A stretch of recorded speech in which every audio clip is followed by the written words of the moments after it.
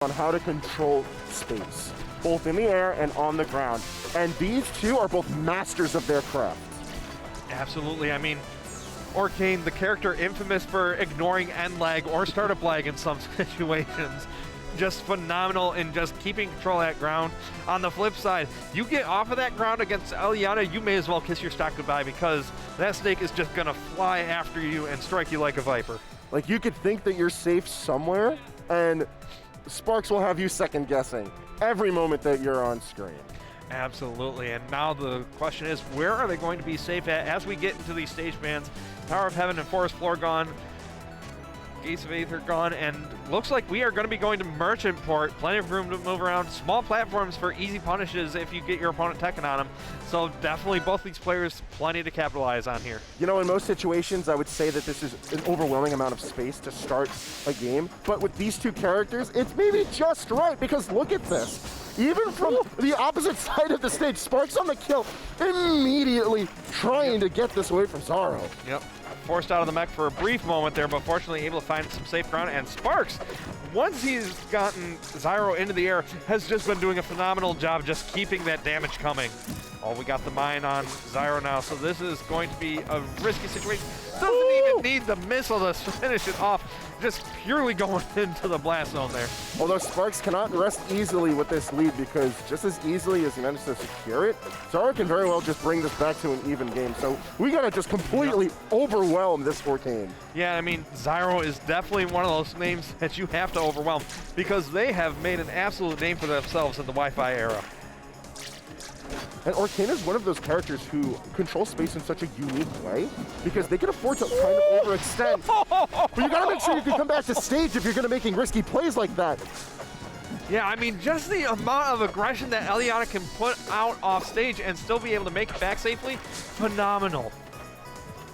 Sparx playing out of his mind, and the game just started. The set just started. I mean, to be up this much on Xaro this early, that's impressive.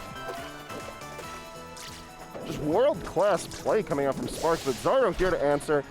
Trying to stop the bleeding a little bit here with the first stock taken, and constantly moving around that puddle is so important. Yep. There we go, a good combo coming out from Xaro, at least able to get some damage onto Sparx, but the challenge is just keeping him pinned down long enough, because as good as those bubbles are against most characters, against a character like Elliana who can fly above them, makes it a little bit harder to deal with her, so sometimes you just gotta go in there, do it yourself with those back airs. Now, yeah, her level of mobility is not to the same degree as the other like air-oriented characters that we see. She's certainly able to move around a lot, but it's a lot more rigid of movement, just by nature of how clunky the mech itself is. Yeah, and I mean, that's really the trade-off, because like you said, it is rigid movement, but at the same time, the amount of space you can move to, phenomenal. It's rigid, but it's clean. That game on a phenomenal start for Sparx. Man, I mean, this is definitely how you want to start off a set, just setting a statement to your opponent, telling them, hey, I'm here to play, you better step it up. Now the question is, where are we going to be stepping up to as these bans come in for the second game here? Curious too, because I feel like a lot of stages where Orcane performs well, Elliana just thrives on. Yeah, so you have to be very mindful about how you pick into these stages. Yeah, because usually Orcane wants a stage with a lot of ground space to work with, but for Elliana, that just means more space to be able to shoot the missiles across. And Tower of Heaven, albeit a very good stage for Orcane, it puts you in a position where all of a sudden the missiles that Elliana is able to shoot and cover space with have so much more reward. Yeah, I mean, you get your opponent on that top platform as Elliana, that's up air city for you. Oh, tries to hit him with the drill arm. Not going to be able to find it, so forced back away from the ledge there. I think the fact that Xaro has forced this to be a very laterally oriented battle is the best possible approach you could have had to this particular matchup and stage, because we're not seeing Sparx have an opportunity to take advantage of the verticality that Elliana offers in control. Instead, Xaro's just been able to force her to the ground. Yep. And man, just able to keep those puddles at the edge of the stage to make sure you can teleport as far away from Elliana as possible to where you can react to those missiles coming back at you. That was a filthy combo, by the way. Absolutely. Like, that string started from reverse jab, was it? Like, that's not okay. That's not okay either. I mean, hey, this mech was specifically designed to kill, and it has absolutely proven its worth. This is a bullying machine from start to finish. You know, This all could have been avoided if you just let Elliana join the Air Armada, but no. Yeah, if Rastro wasn't a jerk, we wouldn't be here. Absolutely. Ooh. Orcane trying to make sure that we get rid of Elliana anyways with those up airs. Yeah, Sparx starting to get the game plan going, but down a stock makes this game too a little bit more daunting to find the reversal on it, because Xaro is not letting Sparx land for free. Yeah, and unfortunately for Sparx, it's forcing that overheat to come out in times that they don't want it to. Ooh, how'd that mine find its way onto Xaro? Man, just barely the tail end of that tempo. Oh! Nice Sneaky fun. play, but a flashy finish. Yeah, I mean, that is the biggest key of playing Elliana, just being able to keep track of that steam meter and manipulating it, like right there, to get those F-strongs when you want them. Oh, but Xaro's making sure to keep up with this high tempo and already on the hunt for the kill here, even though Elliana only chilling at 90%. Yeah, I mean, definitely needs to find it quick because Elliana racking up that percent real quick right now. Woo! Huddle empowered, down strong, gonna get that extra height that Xaro wants to be able to cover those aerials. Oh!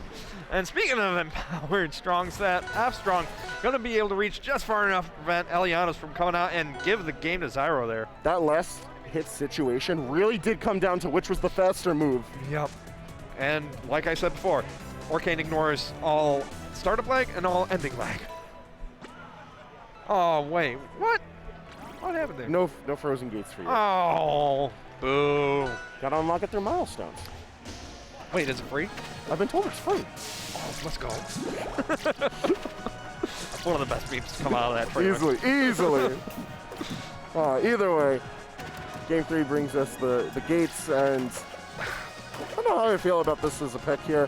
This is another one of those stages where like Orcane just covers space so effectively, but so does Elliana. Yeah, but I mean, Sparx is showing you why. Holy crap, what a stock. Yeah, I mean, does space really matter when you're stuck in the air constantly from all these up airs coming out from Elliana? You make a good point. It's one of those things, like I was saying earlier, where like, look at this. Good Orcane Look at stage, this. like it's great Elliana stage. Like it's good on both ends. It really just comes down to what you make of it, and Sparx is making it look like a really good counter pick right now. Yep. There we go. So overheat meter is online right now. Let's see what Sparx decides to do with it, but Xaro doing everything they can to make sure that nothing gets to happen from it.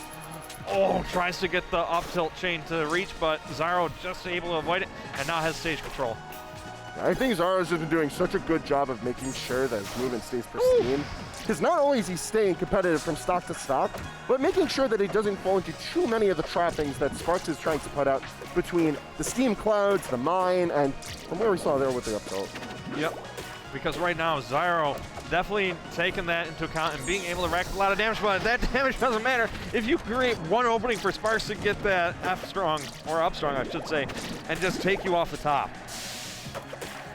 I don't like to over-exaggerate too many times, but I feel like in a set like this, and the way that the gameplay is looking from both players, the percentages almost don't matter. Like, we've just been seeing combo after combo, stock after stock. Yeah, I mean, just the amount that they're pushing their opponents to the edge of the screen is exactly what you want to see. Just the hardest punishes you can get.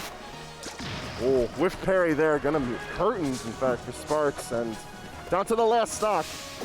Yeah, I mean, it's not too bad of a situation, but this right here could be an issue because you give Xaro one opening, that stock differential is going to be gone, and sure enough, it basically is at this point. Like, look at that. Oh, that's a really important parry, but not too much damage to come out of it.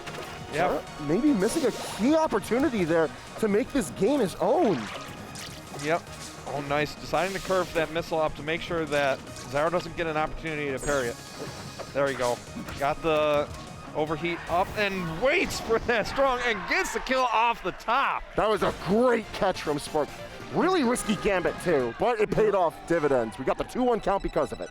Yeah, and I mean, this is definitely a high yield stock that Sparx has found themselves because he's up 2-1 on Xaro right now. One of the favorites to make it to the top 8 easy. And for Sparx to be able to just showing up and just obliterating him like that, that is definitely something you like to see. Gotta see what happens now, because Xaro bringing us... Ooh! No platforms to run to this time. Okay.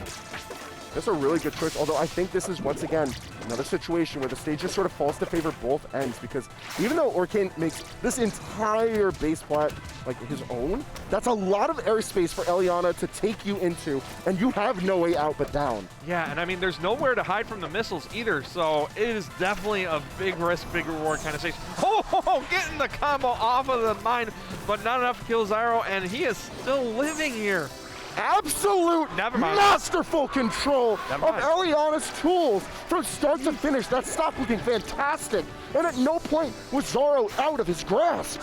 Yeah, I mean, just constant aggression off stage there, shooting the missiles, great control of them, and just making sure that Xaro pays with every single percent just to try and have a brief moment back out of the stage before dying.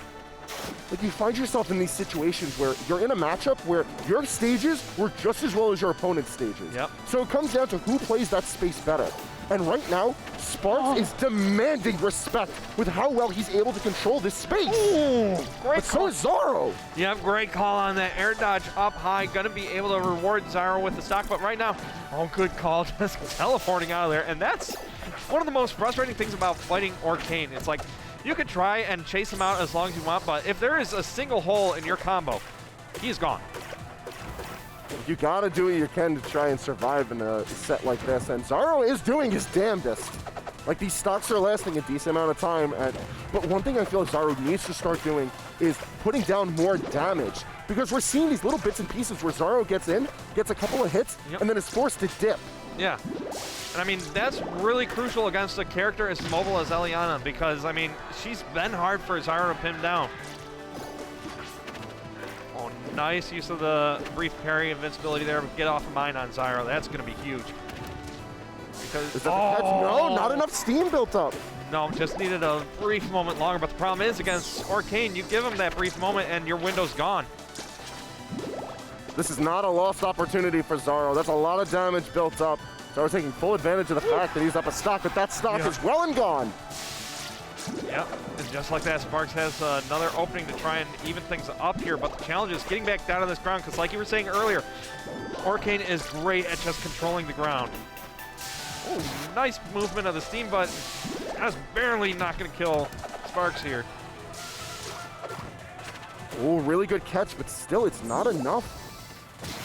Yeah. Engine overheated, but just not the right time for it. Because of that, Xaro's bringing us right into a game 5. Man, and this is just such a tight set here. But for Sparx, this is an advantage possibility here because you get to choose the stage here. Getting the music hype. I like it, I like it. God, there's just such a good build-up to this song. Oh, I love this song. I love everything about Elliana. Yeah, I mean, they did a great job theming her. Like, those who do know me in Rivals of Aether would know that I also play Elliana alongside Sylvanos. Yep. So, like, no hidden surprise that I am a Sparx fan, like, through and through. I learn a lot from watching Sparx and just the way that he dominates space. I feel like there's a lot of lessons to be learned regardless of what character you can play, but absolutely necessary as an Elliana player to see how he approaches this character's tools. My goodness. Speaking of the character's tools, just pulling out the entire kit there to keep that combo going. Everything but the kitchen sink came out for that combo. Oh. And everything to finish it too! Jeez! Up Air City coming out here. Sparx doing everything they can to make sure that this set goes their way. Yeah, Sparx ain't slowing down just yet. Woo. Neither is Xaro, though, answering back with a good combo there. That down strong gonna do a good amount of damage, but not enough to kill. But still keeping up the pressure here, not wanting to give Sparx an opening to get back to the stage safely. Like, you gotta make Sparx pay the price for extending that far to get this damage on, get that positioning on. And Orcane has the tools to do that in quick fashion. An excellent answer from Xaro. Yep, but Sparx answering back with a few missiles, forcing Xaro off stage, but that puddle port gonna keep him safe. There we go, at least a brief moment to take a breath there as they both try and find their footing, but Sparx once again just finding the openings a little bit easier than Xaro is here. I mean, a lot of this game 5 has been blink and you miss it from both ends. Like, just as impressive as Sparx has been doing at controlling space and building on this damage, especially showing off in that stock right there, like, we've seen how quickly Xaro is able to answer in turn. Yeah, and he's definitely going to need to answer real quick here because there's a little bit of percent before that kill option comes out, and that's plenty of opportunity for Sparx to build up some extra credits. And I mean, you see Xaro just doing everything they can to try and pin Elliana down, but with all these platforms, there's so many escape options for him. It's one of those types of stages where you have to very aggressively control space with your puddle. Otherwise, your opponent does have the ability to outmaneuver you. And I think that's ever-presently here put by Sparx. Phenomenal performance. Absolutely masterful Game 5. And it belongs to Sparx. A very well-deserved pop-off. Man, Venue's popping off more than he was. And I mean, I don't blame him. The people like what they see. Yeah. And the people are seeing that top-shelf Elliana. Yeah, and we're seeing